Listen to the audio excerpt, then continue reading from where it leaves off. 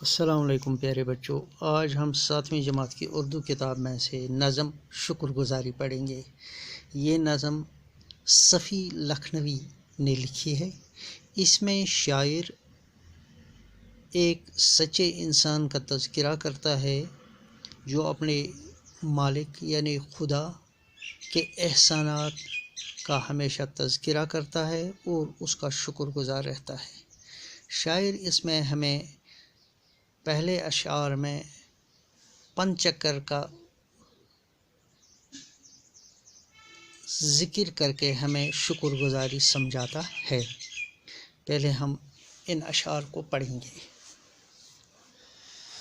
شکر گزاری شاخیں جس طرح شجر کی کرتی ہیں جڑوں سے جذب مانی، ہو کر تر و تازہ پھر جو دیکھو واپس کر دیتی ہیں اس کو، یا جیسے سمندروں کا پانی بن بن کے سحاب آسمانی، برساتے ہیں بے شمار قطرے پانی پھر وہی دیکھو سمٹ کے، دریاؤں کے راستے مقرر گرتا ہے سمندروں کے اندر۔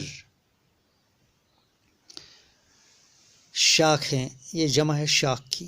شاخیں جس طرح شجر کی شجر درخت کو کہتے ہیں، یعنی درخت کی شاخیں جس طرح کرتی ہیں جڑوں سے جذب پانی، وہ پانی حاصل کرتی ہیں کہاں سے؟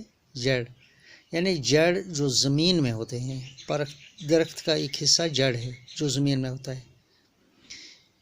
یہ درخت زمین سے پانی جذب کر کے شاخوں تک پہنچاتا ہے۔ ہو کر تر و تازہ پھر جو دیکھو، پھر یہ شاخیں تر و تازہ ہوتے ہیں، اس کے پتے یعنی درخت کے ہر حصے تک، شاخوں تک، تنے تک، پتوں تک یہ پہنچتا ہے، پھر اس پانی سے یہ تر و تازہ ہو جاتی ہیں یہ شاخیں، واپس کر دیتی ہیں اس کو، یہ اس کو واپس کر دیتی ہیں۔ کس طرح واپس کر دیتے ہیں؟ پھل پھول بن کر یہ اس کو واپس کر دیتے ہیں۔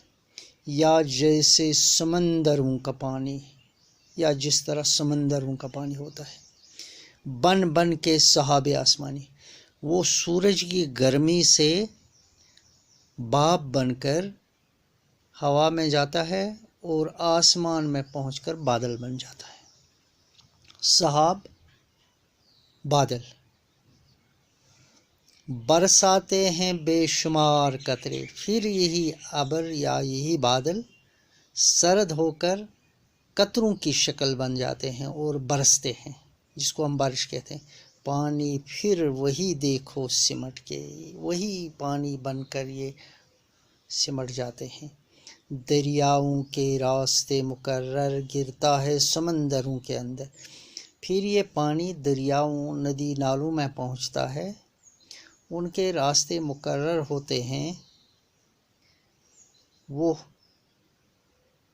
اپنے مقرر راستوں سے آخر کار کہاں پر پہنچ جاتے ہیں؟ اسی سمندر جہاں سے یہ پانی بھاپ بن کر اٹھا تھا اور بادل بن کے آسمان پر پہنچا، وہاں پھر سرد ہو کر پانی کے قطروں کی شکل میں، بارش کی شکل میں برستا ہے اور ندی نالوں کے ذریعے اسی سمندر تک پہنچتا ہے۔